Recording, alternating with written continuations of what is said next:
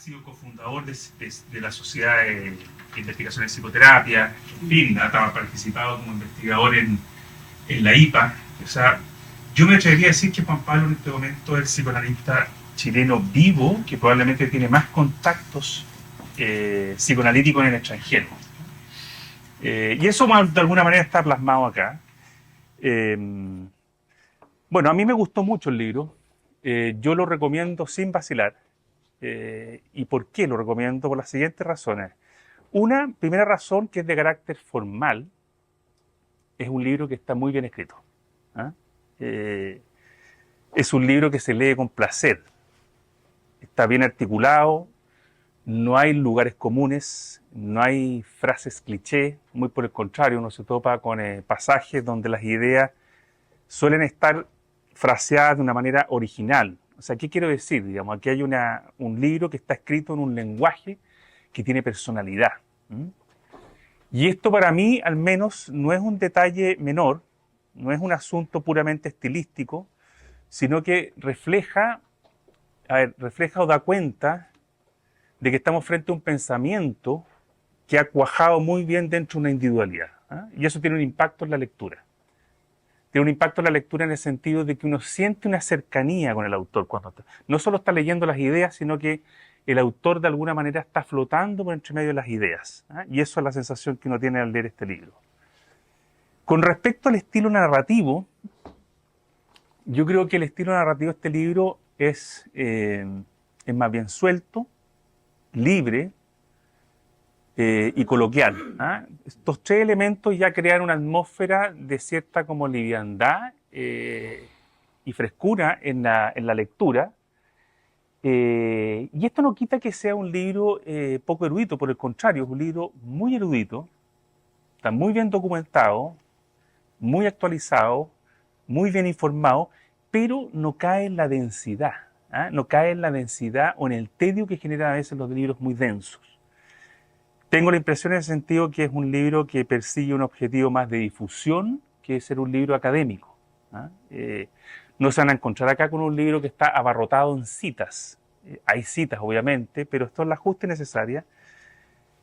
No hay notas al pie. O sea, menciono estas cosas porque de alguna manera permite todo esto que la lectura fluya sin muchas interrupciones. Es un libro que agarra con entusiasmo. Otra gracia que yo percibo del libro, porque vi en el libro, es que Juan Pablo como autor va intercalando de tanto en tanto ciertos episodios biográficos que no solo ayudan a darle más cercanía a la lectura, sino que también sirven como pistas para uno como lector de ir pesquisando cómo se va formando un pensamiento. O sea, el pensamiento no hay que entenderlo como de manera muy circular, como que las ideas vienen de otras ideas, sino que también están, pareciera, interactuando con una biografía.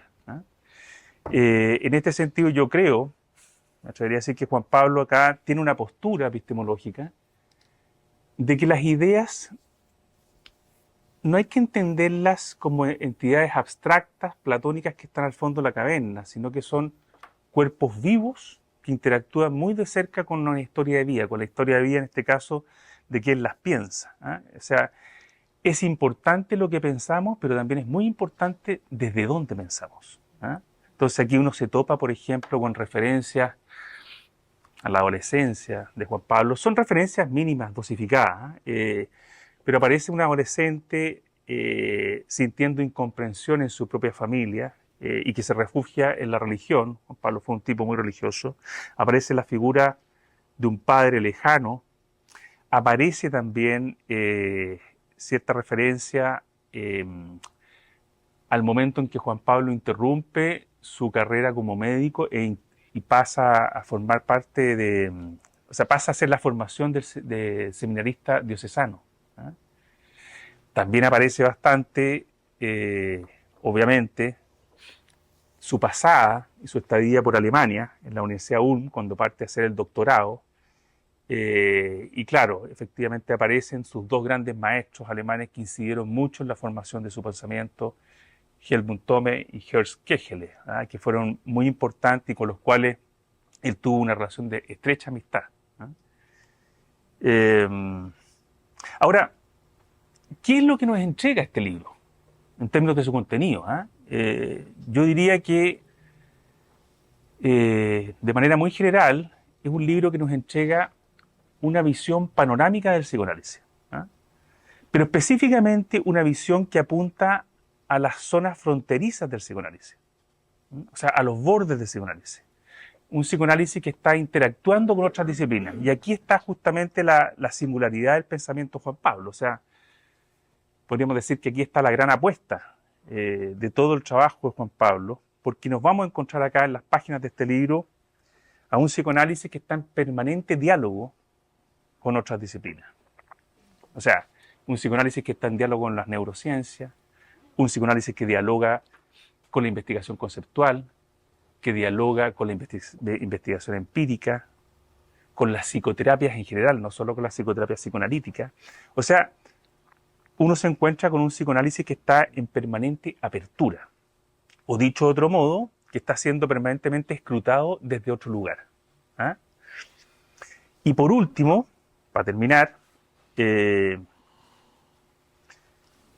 rescato también este libro porque tiene el arrojo, la osadía de intentar hacerse cargo de la complejidad que implica la definición del ser humano como una entidad biopsicosocial. Esta definición nos puede resultar bastante obvia a todos nosotros, la hemos leído y escuchado varias veces, pero tengo la impresión de que es una definición que tendemos a pasar por alto y que fácilmente nos quedamos atrapados en nuestros compartimentos de pensamiento especializados sin mirar mucho al costado. Así que eso, bueno, yo te quiero felicitar, Juan Pablo, por el libro. Creo que lograste un muy buen trabajo.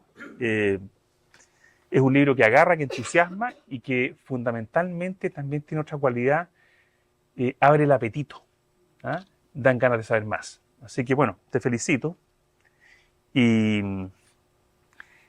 voy a agarrar de esto último para partir con la primera pregunta. Preguntarte un poco, bueno, de partida si estás de acuerdo con eso, de que este es un libro, porque tengo la sensación de que la columna vertebral de este libro está anclada en esta concepción biopsicosocial del ser humano. Creo que en ese sentido tú intentas recoger un espíritu originario del psicoanálisis, esto estaba presente ya en Freud, pero tengo la impresión de que después de Freud, esta visión se fue paulatinamente perdiendo en el camino. Y si es así, ¿qué pasó? ¿Qué piensas tú, Diego? Bueno, muchas gracias por la presentación. Me pareció, no sé, muy cercana y la verdad que me interpreta bastante. O sea, me interpreta, es una lectura tuya. Debo decir antes que eso, en realidad que este fue una especie de frenesí creativo, porque cuando terminé el trabajo en MIDAP, que fue en diciembre del 24, me dediqué a terminar la edición y publicación del libro de Thome Kegele, el primer volumen. Y después de eso no tuve nada más que hacer. O sea, mis pacientes, que no tengo una consulta muy grande, nunca la he tenido,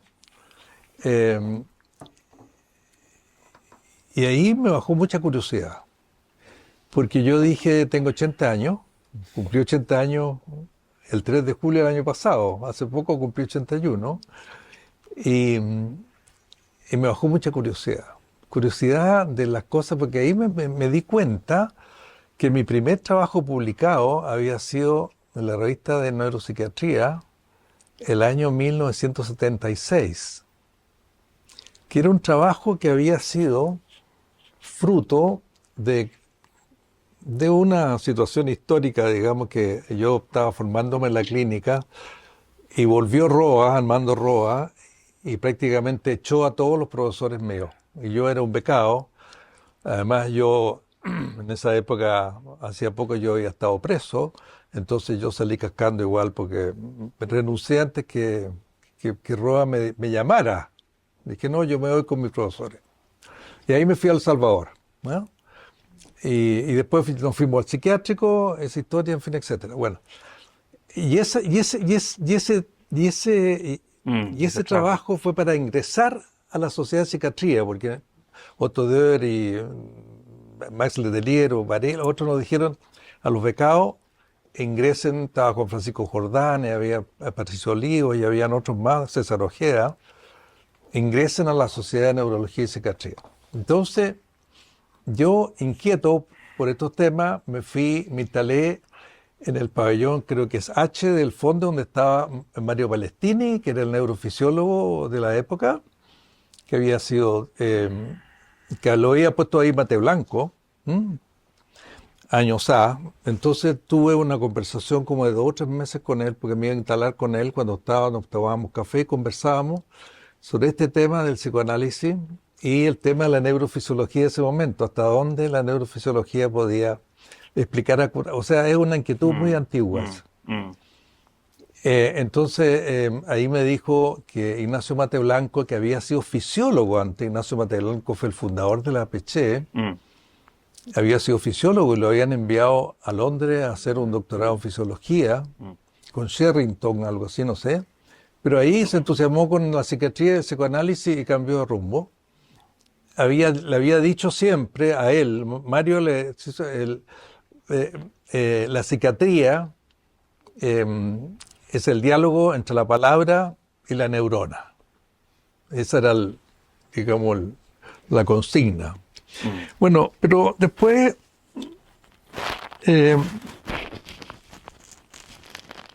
después pasaron muchas cosas, que no voy a contar todo lo que pasó, pero especialmente el último tiempo, en mi edad, hicimos muchas investigaciones, yo estuve a cargo de varias investigaciones, y vimos, por ejemplo, que los años desde el 2010 para adelante,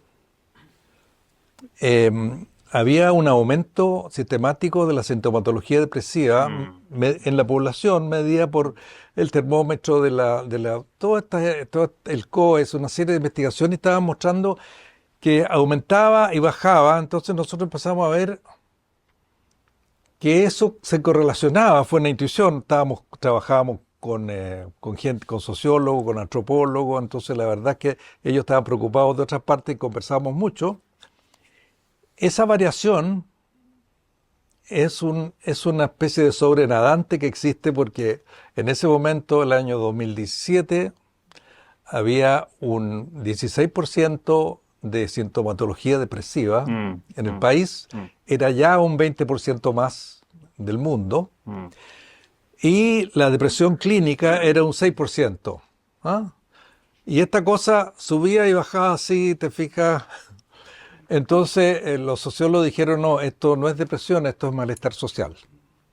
Porque la verdad es que los instrumentos que medían malestar social eran bastante parecidos. ¿Ah? mm, Si usted se siente cómodo el último año, se ha sentido mal, etcétera, bastante parecido. Entonces ese era un hecho, un artefacto también de la medición, pero uno podía hacer inferencia.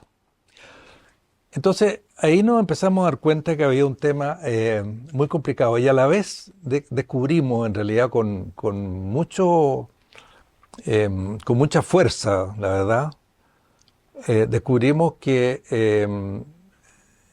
en Chile, es decir, en el mundo, la prevalencia de depresión en relación al género de mujeres y hombres 2 a 3 veces más que los hombres. Las mujeres se deprimen más. La discusión siempre había sido a propósito de problemas hormonales, problemas sociológicos, qué sé yo, de mm, teorías de género, en fin, toda esa cosa. Bueno, pero nosotros investigamos y y los datos nos daban que aquí en Chile era 5 veces más. mm, Bueno, ¿quiénes son estas mujeres? Investigamos a esas mujeres, hicimos incluso entrevistas, etcétera, etcétera, y la verdad es que eran mujeres extremadamente pobres, extremadamente sin educación, y que tenían una biografía espantosa. ¿Ah? O sea, la biografía peor es, imagínense una mujer que vive, que nace en un campamento, de un padre violento, etcétera, etcétera. Entonces eso nos inquietó muchísimo, porque resulta que apuntaba a una variable psicosocial, los determinantes de la salud eran Mm. brutales. ¿Ah? O sea, tú ubicas, pues lo mencionas en el libro, colocas o sitúas a la depresión como un cuadro psicopatológico que haces el símil de lo que podría haber sido la histeria para la fundación del psicoanálisis con este enfoque más interdisciplinario. Yo digo eso en realidad lo planteé hace muchos años atrás cuando con los becados de psiquiatría del Área Oriente hicimos un seminario sobre etiopatogenia de la depresión y la verdad es que en esa época, fue a principios de los 2000, en realidad eran fotocopias, un alto así de fotocopia de las teorías bioquímicas, las teorías neurológicas, las teorías cognitivo-conductuales, las teorías psicotécnicas. Entonces hicimos un seminario de un semestre en la cual todos salieron confundidos, que era uno de los objetivos, porque la depresión, como un cuadro psicopatológico así de tipo DSM, se explotaba en por lo menos 15 niveles de disciplinas que investigaban la depresión desde distintos puntos de vista, pero resulta que estas disciplinas no conversaban entre sí. No había y sin embargo, sabíamos por un pensamiento psicobiológico mínimo que todos estos niveles interactúan en el sujeto. Entonces, este asunto del modelo biopsicosocial que fue planteado ya en los años 67, por ahí por George Engel en Chicago, la verdad es que fueron asociaciones estadísticas nomás, pero el problema, y Gaemi lo dice muy claro, el problema es que no había precisamente manera de entender cuáles eran los mecanismos, o sea, cómo el nivel social producía cambios a nivel psicológico y cambios a nivel biológico. Y eso es lo que se está investigando actualmente. O sea, esa es la síntesis actual y eso es un mundo fascinante en realidad, porque abre una paleta brutal. Déjame llevarte a otro plano. Déjame sacarte un poco de ahí y te quiero llevar un poco a la clínica misma. O sea, porque una de tus grandes pasiones ha sido pensar la práctica psicoanalítica. Y tú mencionas algo así como que una cosa es el pensamiento psicoanalítico vinculado a la psicopatología. Sí. Otra cosa es el pensamiento psicoanalítico que podría estar vinculado a estudiar el funcionamiento social. Pero otra cosa es el pensamiento psicoanalítico al interior del tratamiento clínico. Y tú planteas ahí que la práctica psicoanalítica tiene que ser pensada y evaluada en sus propios méritos. O sea, evaluada siguiendo criterios puramente pragmáticos. Trata de desarrollar un poco más esa idea que yo creo que ahí hay un núcleo importante de tu pensamiento. Mira, la verdad que ya a finales de los 80, el establishment psicoanalítico reconoció que había un pluralismo teórico. Antes no existía eso. No pudo, o sea, el establishment tuvo que reconocer que habían distintas corrientes, distintas teorías, qué sé yo. Pero pasado 20 años después, digamos, en un congreso de Chicago, que a mí yo tuve que hacer una keynote lecture, me invitaron, se planteó el tema de que el pluralismo no era solo un pluralismo teórico, sino también un pluralismo práctico. Entonces, el tema se centró ahí, y yo dije, bueno, ahí tenemos que reconocer que la práctica psicoanalítica tiene una... O sea, siempre se pensó que la técnica psicoanalítica se podía derivar de la teoría. Eso es falso. Eso es falso. De hecho, tú mencionas un concepto que no sé si es de Freud o lo sacaste de otra parte, el vocablo alemán, el Junking, la yunta. Bueno, Freud planteó que el núcleo de la teoría del cambio psicoanalítico le llamó una unión inseparable, o sea, una yunta, como la yunta Welle, entre dos cosas: la investigación del inconsciente, la sesión, hacer consciente lo inconsciente, y el cambio. Él lo tomó como un supuesto, o sea, como un hecho. Sin embargo, ya el año 34 por ahí, o antes, no recuerdo bien, Edward Glover, ¿ya?, en Inglaterra, escribió un trabajo que se llamó El efecto curativo de las interpretaciones inexactas. Porque la idea de Freud era de que el psicoanalista podía saber, digamos, a través de la interpretación, podía tocar, como quien dice, representaciones inconscientes. Entonces, al tocarla, se producía lo que se llamó el argumento de la coincidencia, que Adolf Grünbaum lo criticó desde el punto de vista epistemológico muchos años después. Entonces, en ese momento, como que se creaban condiciones para que eso se hiciera consciente. Pero Edward Glover plantea de que, bueno, pero él plantea, de hecho, dice, qué raro, dice, porque ahora sabemos mucho más sobre el inconsciente, hay montones de teorías, esto estamos hablando de los años 30. Entonces, los tratamientos debieran ser más fáciles, debieran ser más mejores, la gente debía curarse más. Y yo tengo la impresión, eran impresiones clínicas, que estamos igual que hace 10 o hace 15 años. Entonces, ahora sabemos más, entonces antes sabían menos, pero los pacientes se mejoraban igual o no se mejoraban tanto, entonces, ¿qué pasa?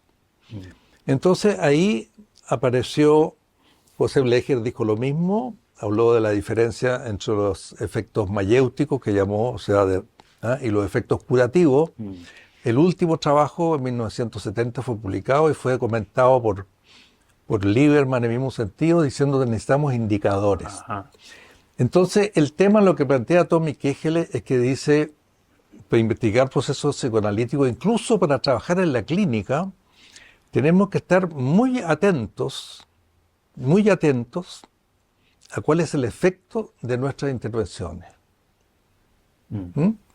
Y para eso hay que entrenarse, digamos, ¿te fijas? Porque hay muchos autores que dicen, por ejemplo, hay un artículo de Western y Gabbard, que dice, hemos supervisado muchos casos que son unos casos que dan vueltas, así, en fin, etcétera, y no se sabe para dónde van. Entonces se dice, estos son casos psicoanalíticos, porque se está simplemente aumentando la capacidad de... Pero Blecher dice, bueno, hay cuántos pacientes, dice, que saben mucho de ellos mismos y no cambian nada. Y hay otros que cambian mucho y saben muy poco. Algunos que cambian casi solo, digamos, en terapias más cortas, en fin, etc. Entonces, eso no estaba claro. Entonces, Tommy Kegele plantean eso a nivel clínico y lo plantean a nivel empírico. Los estudios de proceso, dice, bueno, tienen que fijarse para eso hay que grabar, y hay que ver cuál es el efecto. Entonces, hay estudios lingüísticos, conversacionales, actuales, que aplican técnicas, y todos estamos hablando de interdisciplina, ustedes se fijan, O sea, con Juan estudios Pablo, extraclínicos. o sea, estaba pensando porque durante mucho tiempo la investigación de la práctica analítica seguía la línea del caso único. Un caso narrativo, que se Exacto. cuenta algo. Claro, claro. Es Y la típica presentación en los congresos, digamos, claro. Exactamente. Con la viñeta clínica, que hay una edición. ¿Tú piensas que la institucionalidad psicoanalítica ha estado como muy celosa de abrir su espacio para que sea escrutada por dentro? Es que bueno, aquí ustedes saben que yo tengo críticas a la institución psicoanalítica, porque yo creo que la institución psicoanalítica no da el ancho. ¿Sabes por qué? Porque todos estos estudios que yo estoy hablando son todos estudios hechos por psicoanalistas que trabajan en las universidades. Y que están en contacto con otra gente, con otras disciplinas. No son gente que está, salvo muy poco en realidad, porque hay gente que trabaja solamente en su consulta y ha hecho aportes geniales, digamos. Pero yo creo que no da el ancho. O sea, yo me di cuenta en Ulm, ¿me entiendes? O en este momento el estudio más de punta que hay es un estudio que dirige la Marianne Loisinger-Boleve, que es un estudio multicéntrico entre Alemania, Suiza y Los Ángeles, en que hay reclutado algo así como 60 psicoanalistas que son entrenados en un manual en fin, es complejísimo, ¿ah? Para comparar psicoanálisis de alta frecuencia con psicoanálisis de baja frecuencia, ¿ah? O sea, psicoterapia, para tratar pacientes depresivos crónicos. Ya, pero cuando tú dices que la institucionalidad psicoanalítica Entonces, no da el ancho, yo creo que no da el ancho. ¿te refieres a un tema de capacidad? ¿A qué te No, refieres? es la estructura, porque Ya. nosotros estamos todavía prácticamente no ha cambiado la formación y la estructura de las reuniones científicas desde Freud, más o menos. Ujú, ujú. No ha cambiado. Mm. O sea, se sigue estudiando a Freud, se siguen estudiando los autores. Mira, yo esto se lo dije, me acuerdo, hace 20 años, no sé, o 25 años, a la Jimena Artaza, cuando era director del instituto. Yo era presidente de la PECHE. Le dije, esta cuestión no da el ancho. Los profesores tendrían que ser entrenados para... Entonces me dijo, mira Juan Pablo, me dijo, ¿sabes qué más? Te voy a ser bien franca.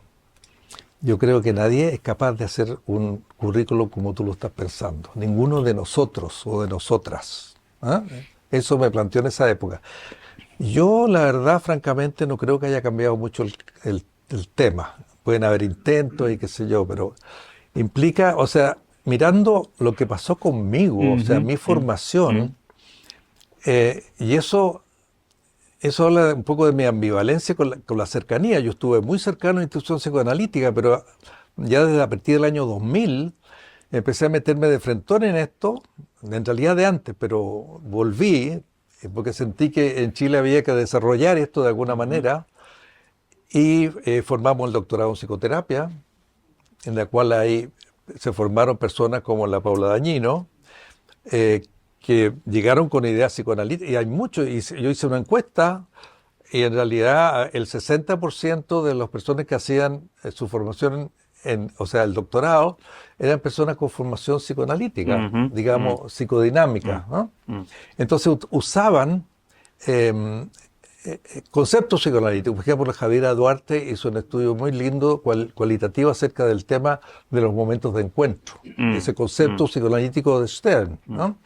La Paula Dañino ha estudiado la evolución de la estructura y el conflicto de acuerdo con el OPD, que es el diagnóstico psicodinámico operacionalizado, que también fue desarrollado por un grupo de psicoanalistas universitarios en Alemania. Juan Pablo, en ese sentido, tú con el tiempo has llegado a la conclusión, según tú, no hay una diferencia en términos de la praxis entre lo que es el psicoanálisis y la psicoterapia. Una diferencia cualitativa, me refiero, ¿eh? No, yo creo que hay diferencia. Ya. Yo creo que hay diferencia, pero la teoría del cambio es la misma. ¿Entiendes? Entonces, hay diferencias obvias, pues pueden ser más largas, pueden ser más frecuentes, ¿ah? Claro, que puede ser en diván. Pero eso son diferencias cuantitativas. Sí. No, son diferencias formales casi, ¿no? Sí. Pero sí. resulta que uno se encuentra con pacientes en psicoterapia que hacen un psicoanálisis. Yo mi primera experiencia fue en Ulm, ¿ah? Estando yo en Ulm, yo al poco tiempo, o sea, al año, el profesor ahí me dijo que tenía que tomar pacientes. Yo le dije, no, profesor, mi alemán es muy malo, etcétera. No, me tiró a los leones. Entonces empecé a tratar pacientes en alemán. Un paciente que está ahí es un capítulo, Matías, que está acá, es un capítulo de perversión, paciente perverso, gravísimo el paciente, el primer paciente de análisis, 4 veces por semana. Ha pagado 500 horas, le pagaba el seguro. ¿Ah? Para que vean ustedes las diferencias, ¿no? Entonces, son diferencias objetivas distintas. Pero me consultó un profesor que vivía en Augsburg, que queda como a 100 kilómetros de donde yo estaba, que tenía que ir. Entonces le indiqué un análisis de 4 veces por semana, me dijo, doctor, es imposible, me dijo, yo soy profesor. Mire, me demoro 1 hora y media en llegar, 1 hora acá y 8 horas y media en volver. ¿Ah? Porque tenía que salir de una ciudad, ir por la autopista y entrar. Y era en la tarde, noche, y los inviernos allá empiezan a las 4 de la tarde. Entonces acordamos 2 veces por semana.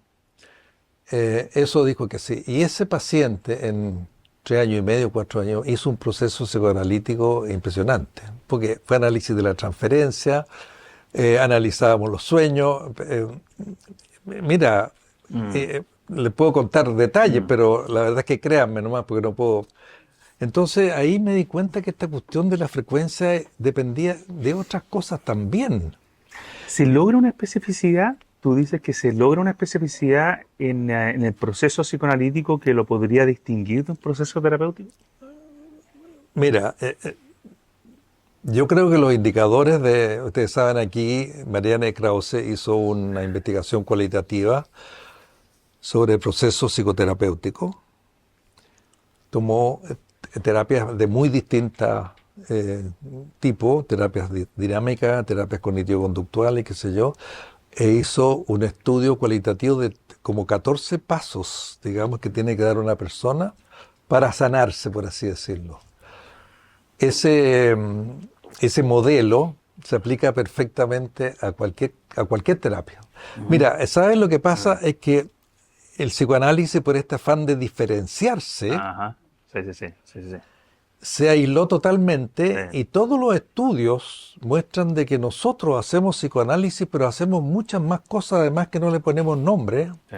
Entonces, mirados desde afuera, la verdad es que los psicoanalistas hacen terapia cognitivo-conductual sin darse cuenta, Sí. y al revés, los cognitivos-conductuales interpretan hasta incluso sueños y qué sé yo.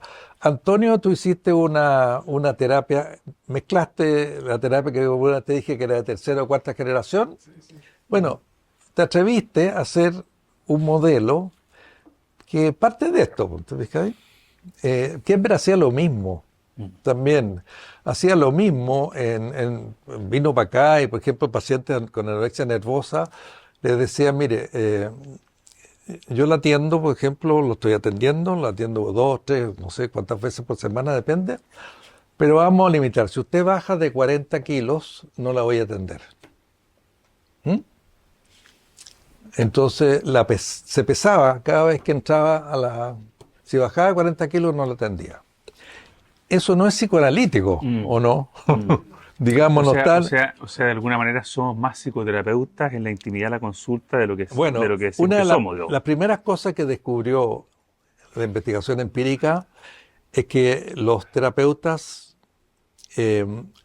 hacen cosas muy distintas de lo que dicen que hacen. Y eso yo creo que ustedes lo pueden entender inmediatamente, ¿no es cierto?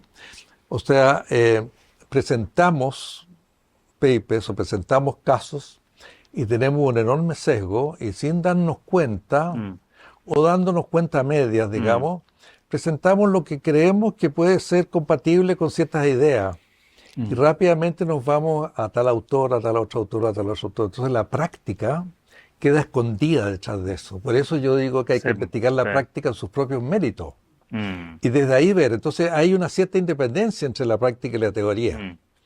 ¿Ah? Y eso... Y una incoherencia. O sea, también se puede dar una incoherencia. Puede haber incoherencia. Mira, hubo estudios también de Victoria Hamilton, creo que se llamó. Sí.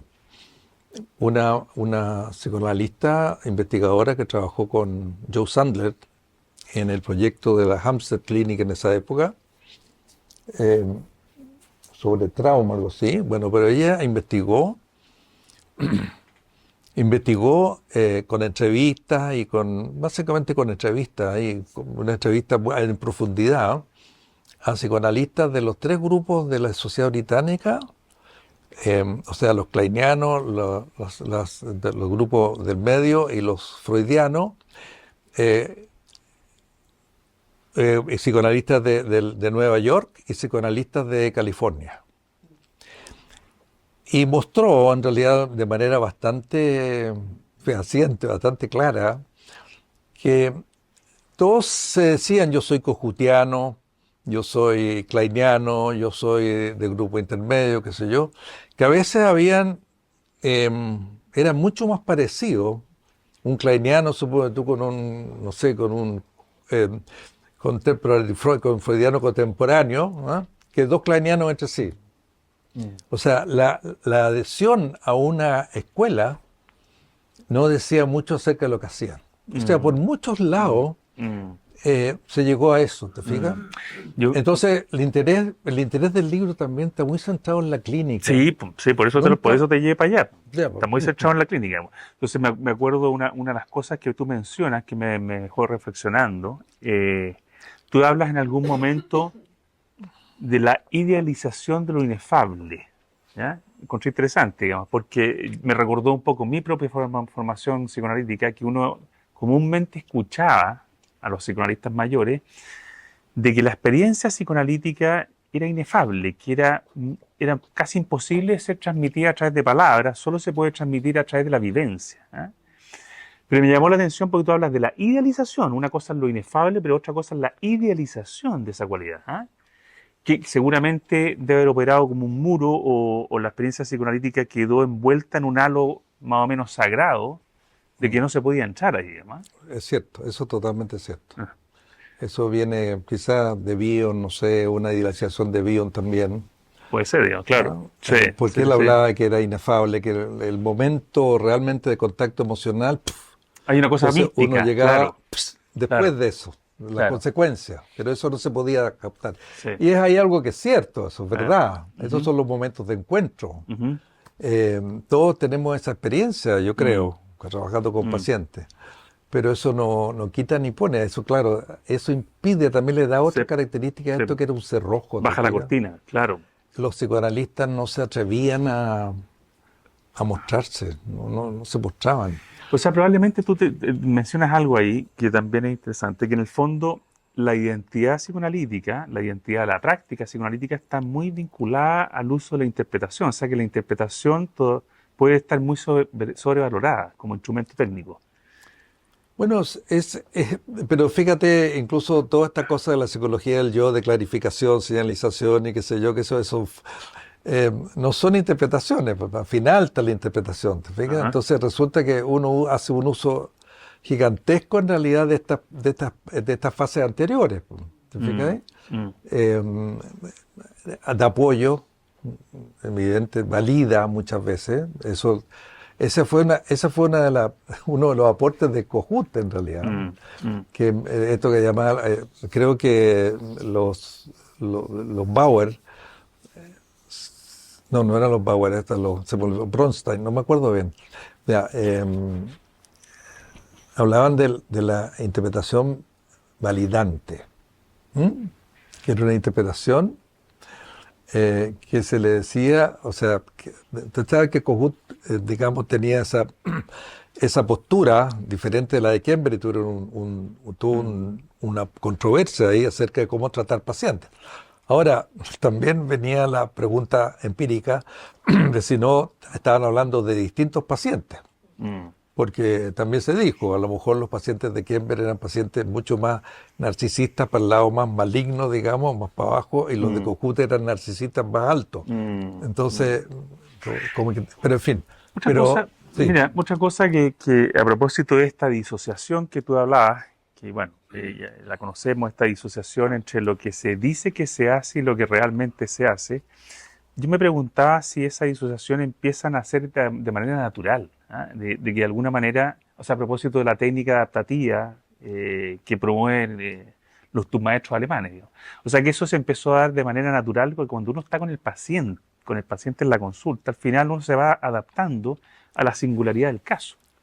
sí, pero hay que hacer una aclaración a esto. En realidad, yo no estoy diciendo y nadie está diciendo de que todos los psicoanalistas tienen que ser investigadores.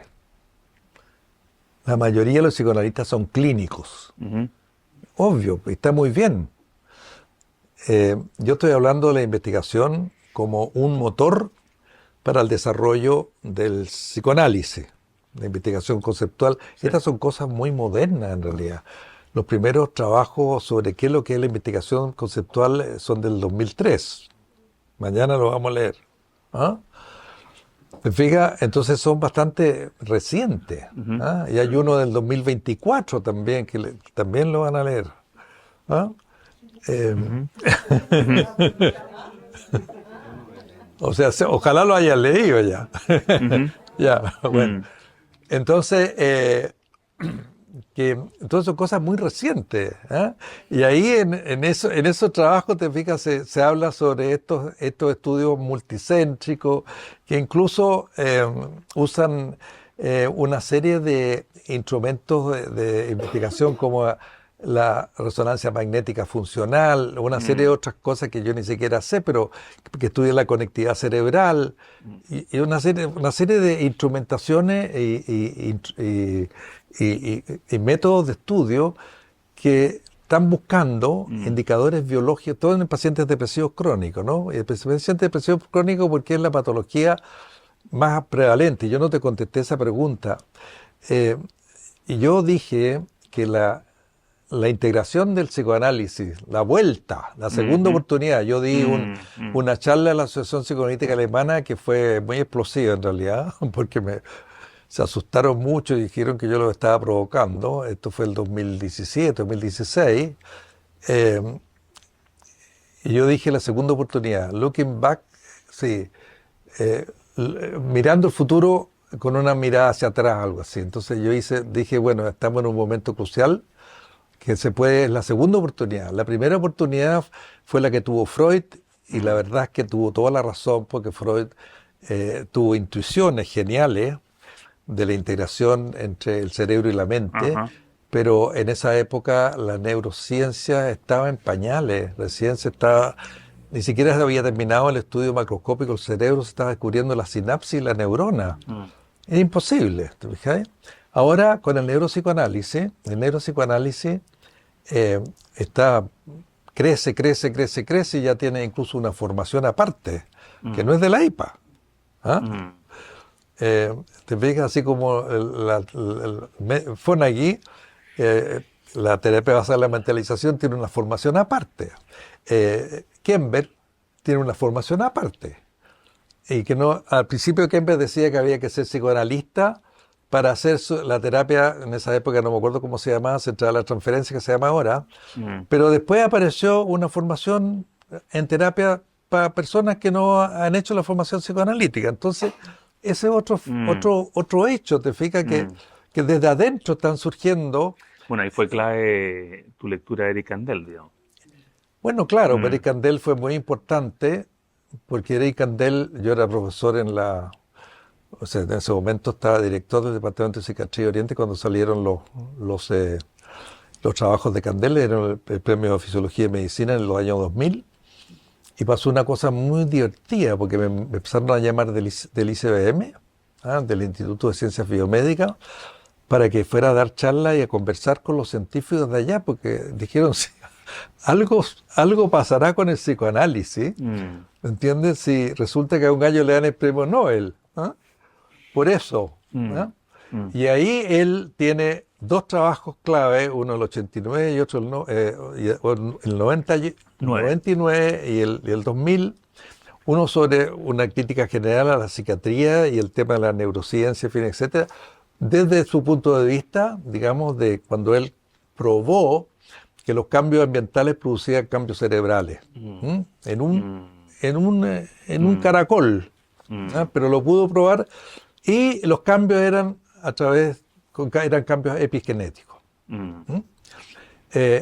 Y después explica la epigenesia un poco, ¿no? Ya, mira, nosotros, los psiquiatras y los psicólogos, todos, los médicos, digamos, que fuimos formados en un concepto de la patogénesis, la teoría general de la patogénesis, es que las personas tienen una cierta vulnerabilidad y la suponemos oculta, pero de repente llega un factor exógeno, una noxa, imagínense un virus, y esa persona se enferma.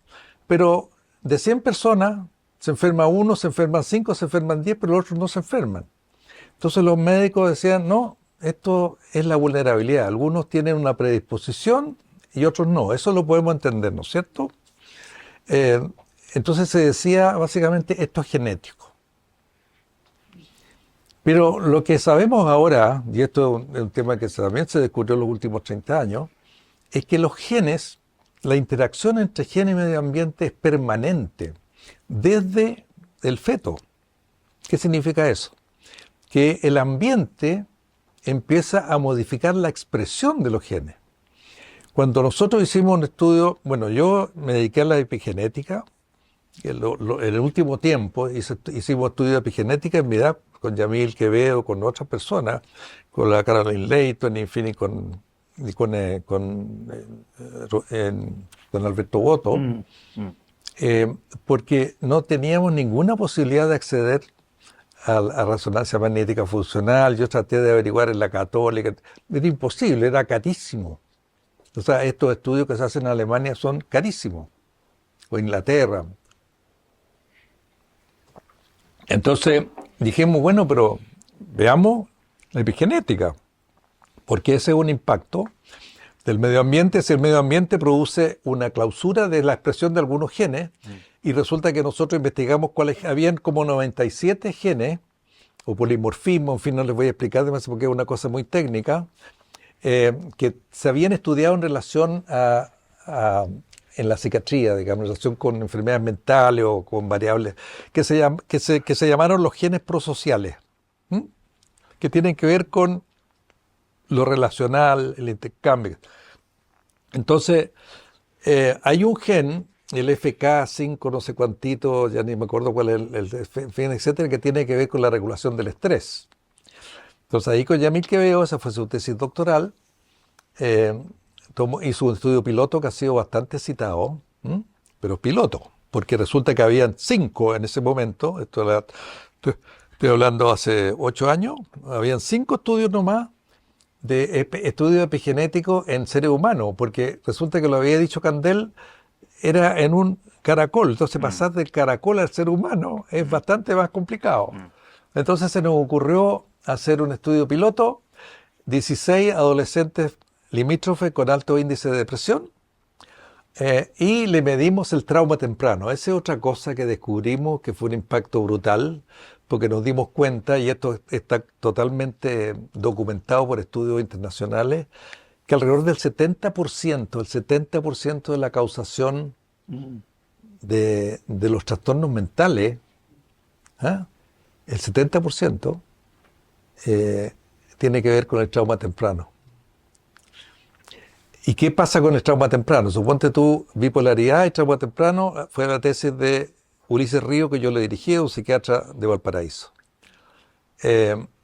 Resulta que la bipolaridad aparece antes, se demora más en consultar, tiene un curso mucho más mórbido, tiene más episodios de manía grave o de psicosis y depresiones más profundas. Y lo más impresionante es que responde peor al litio. Entonces uno se pregunta, ¿el litio es un tratamiento biológico? Ya no puede haber un tratamiento más biológico que ese. Incluso no se sabe muy bien cómo actúa, pero hay muchas teorías a nivel molecular y qué sé yo. Sin embargo, el trauma temprano, o sea, un hecho psicosocial, modifica la respuesta de estos pacientes que tienen trauma temprano al litio. Entonces ahí hay un mundo que todavía no sabemos cómo se relaciona. Pero estamos en la teoría, pero sí, volvamos a la clínica. Sí, pero déjame antes de volver a la clínica eso mismo. Digamos, o sea, ¿qué dice la investigación actual en términos del impacto neurobiológico que pueden tener, digamos, las psicoterapias? Bueno, entonces eso... En los casos, por ejemplo, de pacientes deprimidos, por ejemplo. Espérate, pero eso es precisamente nuestra pregunta, o era nuestra pregunta. Pero nosotros no estábamos midiendo por resonancia magnética porque no teníamos plata. Entonces, resulta que investigamos esos adolescentes, un grupo piloto, por lo tanto, es no tan generalizable, pero da una pista. Le medimos por un instrumento que se llama el CTQ, el Child Trauma Questionnaire, le medíamos precisamente la percepción de trauma temprano. Habían algunos que tenían, otros que no tenían, pero todo era más o menos parecido, eran mujeres, en el sentido el tema de la desregulación emocional y el tema de los altos índices de depresión. Bueno, resulta que medimos este gen, que es el FKPN5, algo así, que es regulador del estrés. Entonces, el problema del trauma temprano es que bloquea ese gen, que es el gen regulador del estrés. Entonces, esas adolescentes eran limítrofes porque se desregulaban emocionalmente. ¿Entiendes? O sea, había coincidencia. La terapia fueron 16 sesiones. Corto. No se puede más también. Es demasiado corto. O sea, 4 meses. Bueno, se mejoraron. O sea, se desmetilaron. O sea, cuando se mejoraron clínicamente, regulaban mejor al final, en fin, etcétera. Y algún grupo se desmetiló. Dentro del grupo se desmetiló. ¿Y cuál se desmetiló? Los que tenían trauma temprano. ¿Qué es lo que es la desmetilación? Es que la epigenética, o sea, el ambiente produce algo que va al DNA, ¿te fijas? Entonces ahí se bloquea la expresión de ese gen por una molécula de metilo.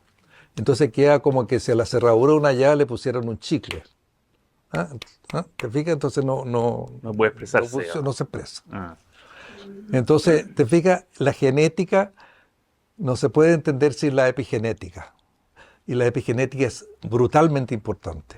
Ahora, no te elimina la genética, ¿te fijas?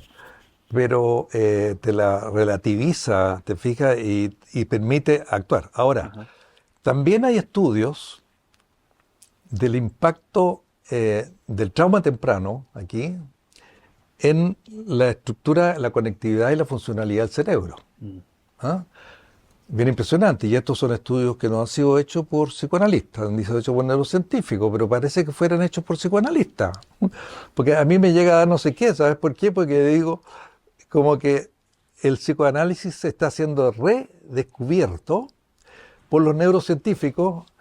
Entonces, las instituciones psicoanalíticas estamos out. ¿Te fijas? No todos. El psicoanálisis va a subsistir en el conocimiento neurocientífico. Acabo de terminar un libro de Anil Seth, que es sobre Being You, se llama.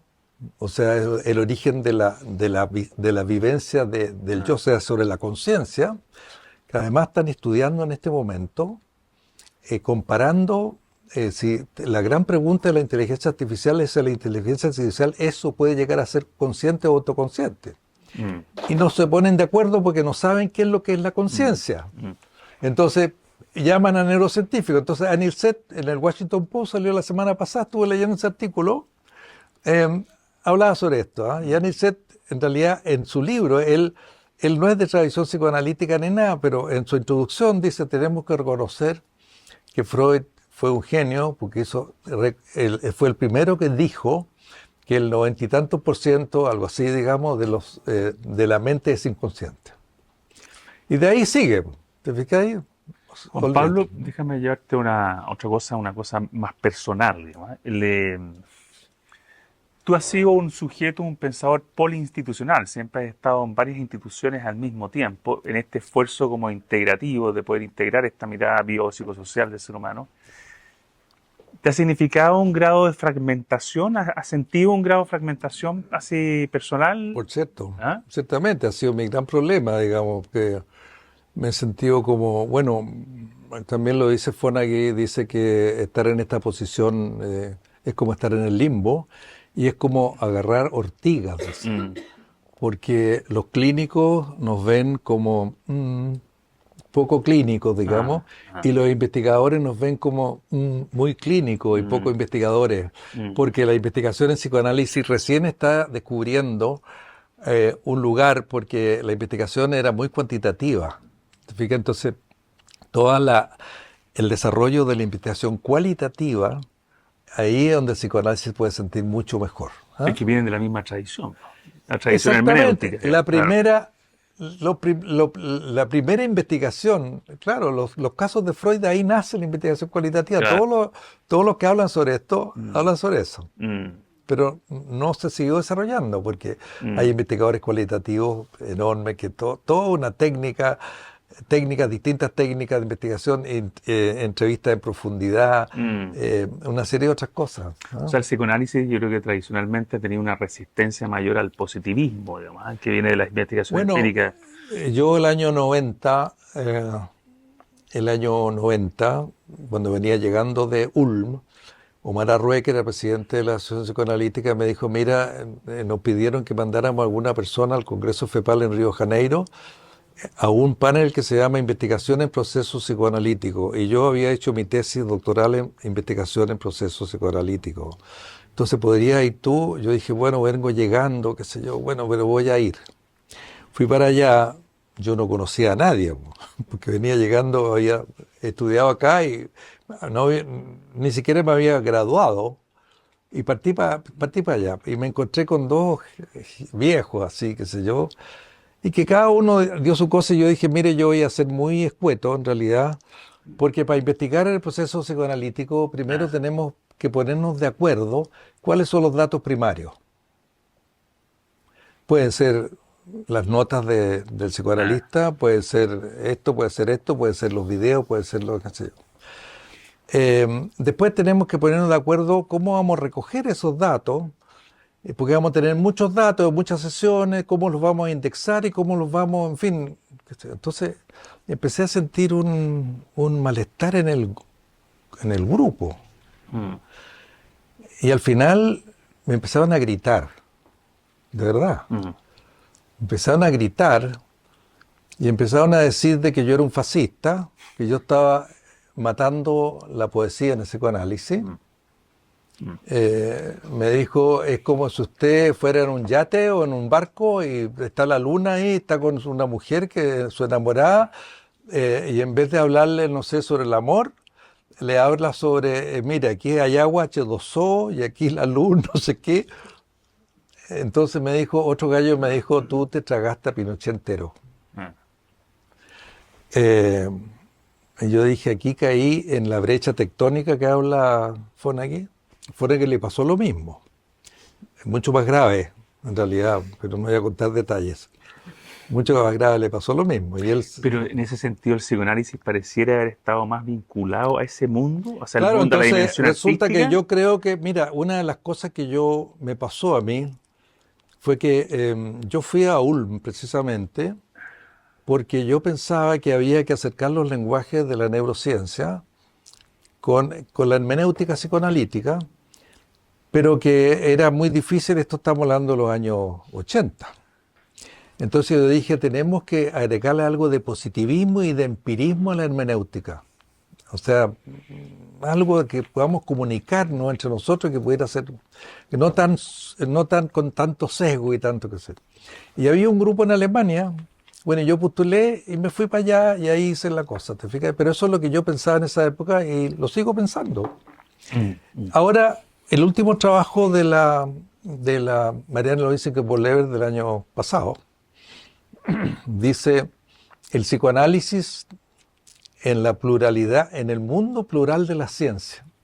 Entonces dice, la ciencia ya rompió, ustedes saben, existía una idea de la unidad de la ciencia que sale de la física.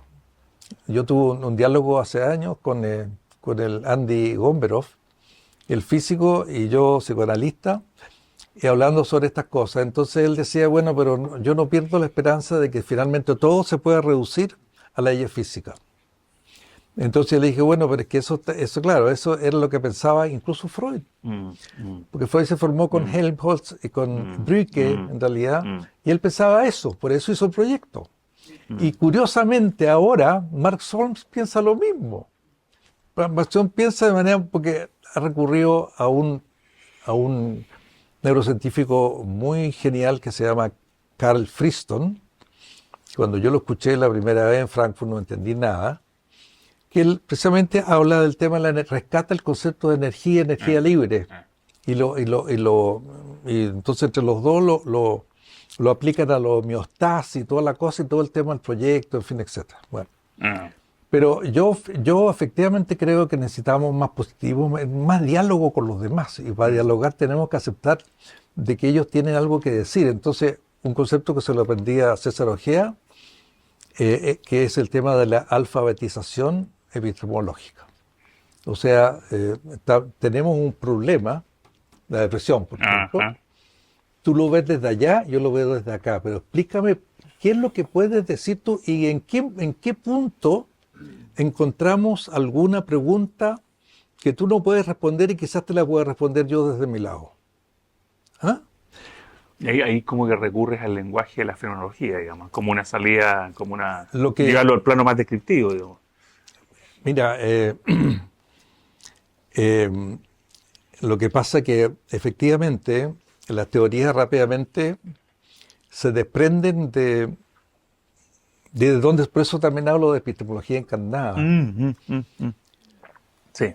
En un momento, porque resulta que el psicoanalista no solamente escucha las palabras, en ese sentido yo no podría ser lacaniano, ¿no? No creo que esto del inconsciente esté estructurado como lenguaje, porque el inconsciente es mucho más que eso. Mm. El psicoanalista escucha en primer lugar con su cuerpo. Quizás no nos damos cuenta. Yo en los últimos 20 o 30 años he estado fijándome mucho en eso. O sea, esto que se dice, yo hablo desde mi contratransferencia y hablo desde mis sensaciones. ¿Ah? O sea, algo tiene que ver. Y esto está muy, hay un tema en este momento en neurocientífico que no está muy estudiado, que es la neurociencia relacional. ¿Qué es lo que pasa cuando dos personas empiezan a conversar y empiezan a tener contacto emocional? Lo que sabemos, nosotros tratamos de hacerlo en medida, pero no resultó. Porque teníamos un terapeuta con la cuestión, y teníamos un paciente con estas cosas y estaban en el electroencefalograma, entonces era demasiado complicado, pero estaba la intuición, ¿te fijas? Bueno, lo que se ve ahora es que empiezan a sincronizarse ciertas partes del cerebro. O sea, todo este tema de las neuronas de espejo, y empiezan a sincronizarse los ritmos cardíacos y la respiración. Entonces aquí nos empezamos a encontrar con otra cosa, con el mindfulness, con todas esas cosas que han explorado eso. Tenemos que conversar. ¿Te fijas? O sea, un paciente que veía una vez por semana, que era un cabro joven que estaba saliendo de ingeniería comercial, algo así, era un gallo muy estructurado. Entonces, lo veía una vez por semana, no podía venir más. Y resulta que pasábamos 45 minutos para que en realidad conectarnos. Entonces yo le dije, mira, ¿sabes lo que vamos a hacer? Vamos a hacer una experiencia de 10 minutos de conexión con tu cuerpo. Entonces los dos nos poníamos así, yo le empecé a enseñar, dime a ver qué es lo que sientes, dónde están tus piernas, dónde sientes la que sé yo. Entonces se empezaba a relajar y la verdad es que cuando al final de esos 10 minutos era como al final de los 40 minutos. Ahí empezábamos a trabajar. Entonces te fijas, claro, eso es psicoterapia.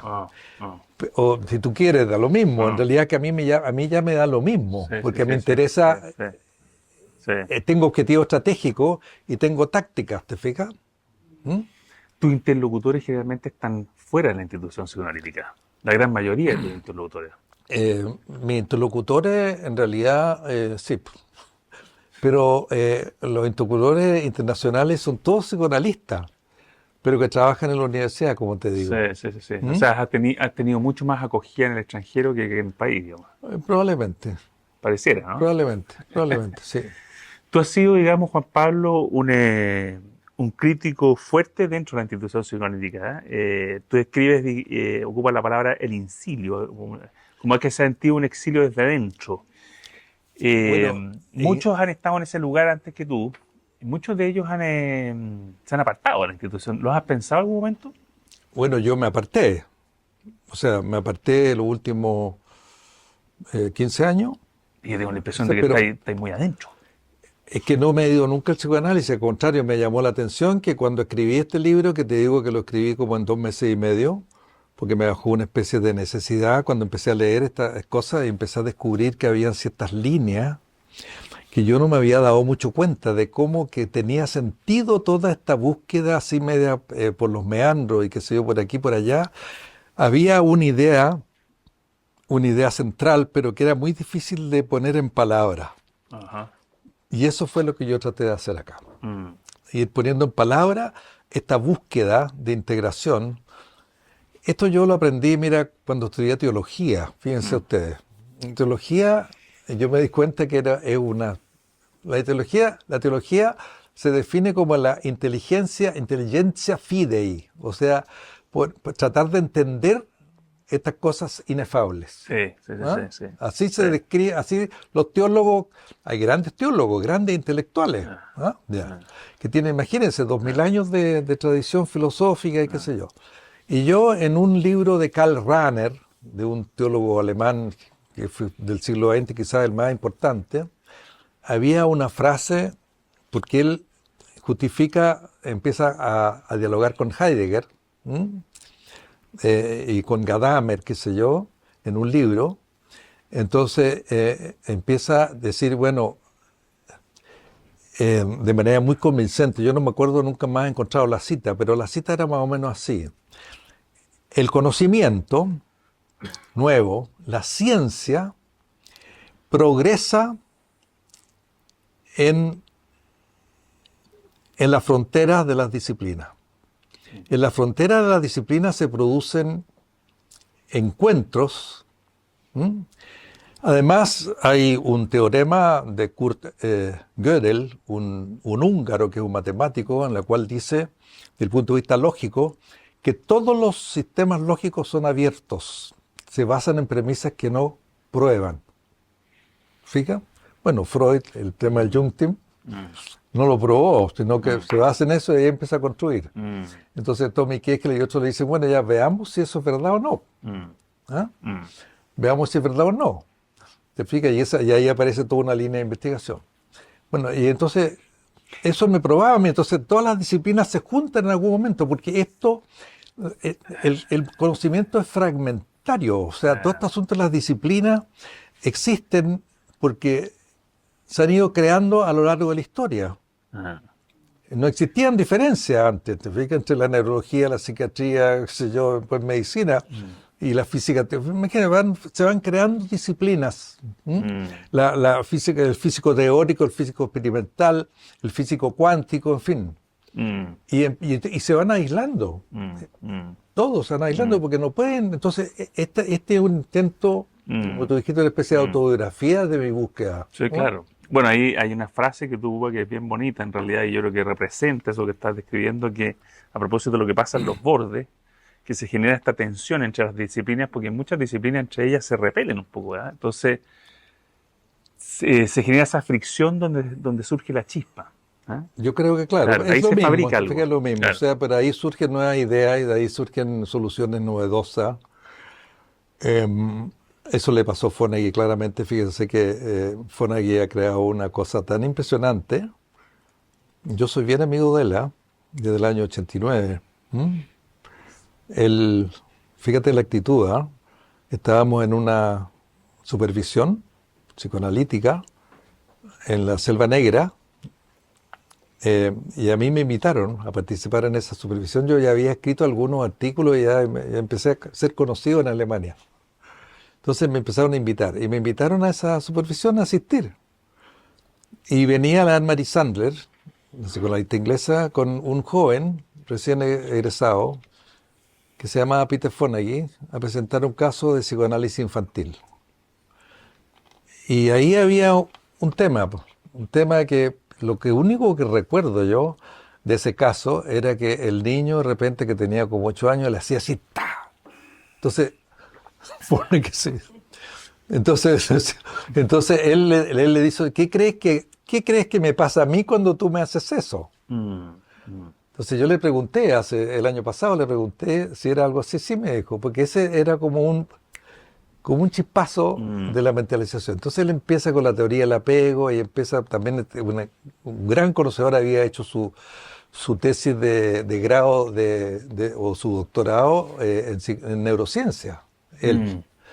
Entonces, con todo esto empezó a desarrollar la teoría de la mentalización con tal éxito que se apoderó del Anna Freud Center en contra de todos los psicoanalistas del establishment. Digo se apoderó porque ganó un concurso, hasta su analista didacta escribió una carta diciendo que no era apto, que iba a formar el psicoanálisis. No, en serio. Eso es el secreto de cosas que le pasaron. Oye, pasémosle la palabra al público para, Ya, por favor. para ver si quieren de repente hacer algún comentario, alguna pregunta que haya surgido entre medio. Sí. Francisco. No, solamente mencionar que Daniel Stern no era psicoanalista. Fenomenólogo, abandonó su formación en el tercer año.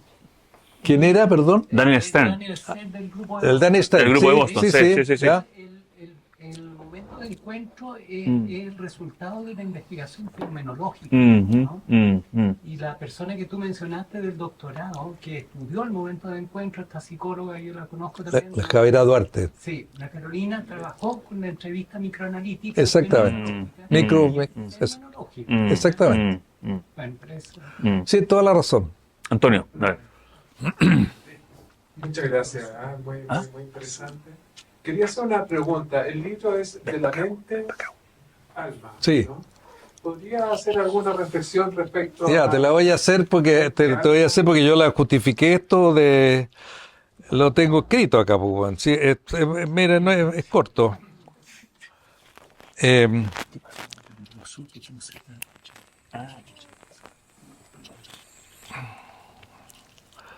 Mira, como recuerda George Macari, médico psiquiatra, psicoanalista e historiador, en su libro del año 2021 que se llama Alma Máquina, la invención de la mente, la historia de nuestras disciplinas es también la crónica de un desplazamiento progresivo, del progresivo reemplazo de la noción de alma, heredada de la teología, por la de mente, forjada en el laboratorio y en la clínica. El último hito de ese proceso de invención es la concepción de Freud de aparato mental. En su decurso, el alma se dio su lugar a una entidad observable, analizable y al menos en teoría mensurable. Sin embargo, en mí, ese tránsito del sentido al mecanismo nunca ha terminado de completarse. Las resonancias del alma es el latido invisible que no cabe del todo en categorías científicas, o sea, esa cosa inefable, sigue acompañándome, inspirándome cada vez que dos mentes se encuentran en el espacio clínico.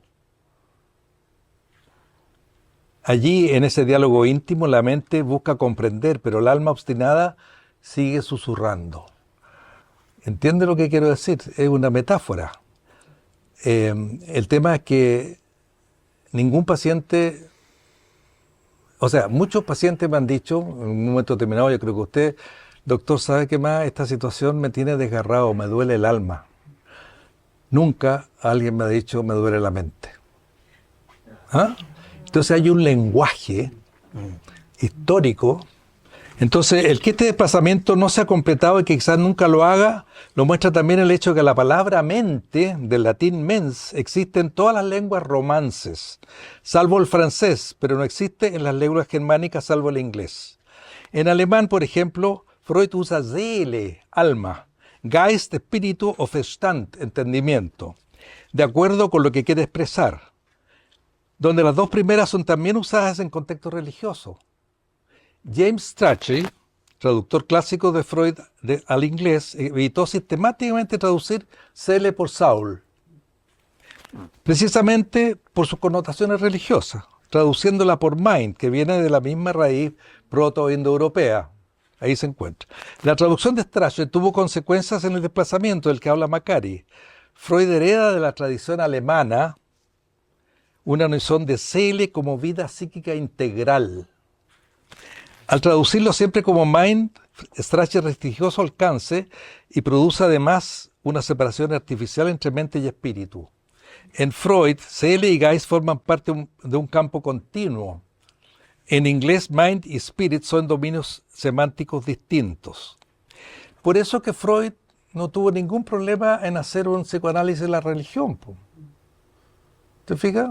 No tuvo ningún problema porque es un tema lingüístico. Y eso es importante, es un tema cultural. Entonces nosotros usamos la palabra mente, y los psicoanalistas somos en general, y esa es otra diferencia, somos bastante, o sea, nos decimos, no podemos hablar de cosas religiosas en una reunión psicoanalítica. ¿Ah? Porque a mí me daba vergüenza decir que yo había estado en el seminario.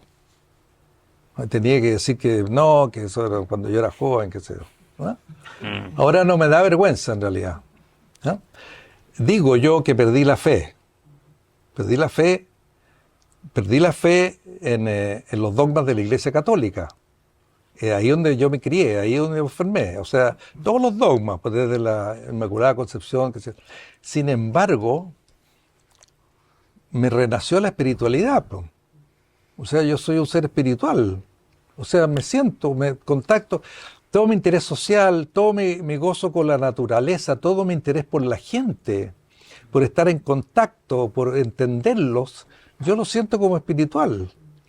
Porque hay un tema ético además. Hay un tema ético porque nosotros no solo somos interpretadores, ni somos cuidadores también. Acuérdense que curar también significa cuidar. Especialmente tú trabajas con niños. Yo creo que esa dimensión es muy importante. Y los psicoanalistas también cuidamos a nuestros pacientes. Claro. De todas maneras. Entonces ahí a mí se me produce, cuando estoy en esos contactos, en esos momentos de encuentro, yo digo que hay algo inefable que no sé cómo es, que no se puede expresar. Entonces ahí por eso le puse alma, mente, alma. Cuando le voy a poner cartografía al alma, pero me dijeron, oye, no. Entonces, pero cartografía a la mente me quedó corto, por eso le puse mente, alma, siguiendo que el otro le había puesto alma, máquina. Y a Macari yo le puse mente, alma. Como para responderle a George Macari, ¿te fijas? Y eso fue. ¿Alguien más? ¿Algún comentario? María Esther.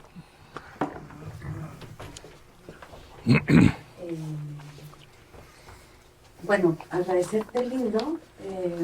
Yo lo estoy leyendo, no lo he terminado todavía. Pero quería resonar un poquito a propósito del caso de Rosa, que me llevó para otro lado, a propósito de lo que estabas hablando también, que es el lugar del cuerpo en el cambio en psicoterapia y también el lugar del cuerpo en el trauma. A propósito de una reseña que relatan en el libro, que me parece que es muy iluminadora en la epilepsia, ¿no? Como el cuerpo se vuelve una experiencia discontinua, que de alguna manera, como yo lo entendí, afecta, de alguna manera interrumpe la continuidad en el sí mismo, en el self, en la noción de sí, ¿no?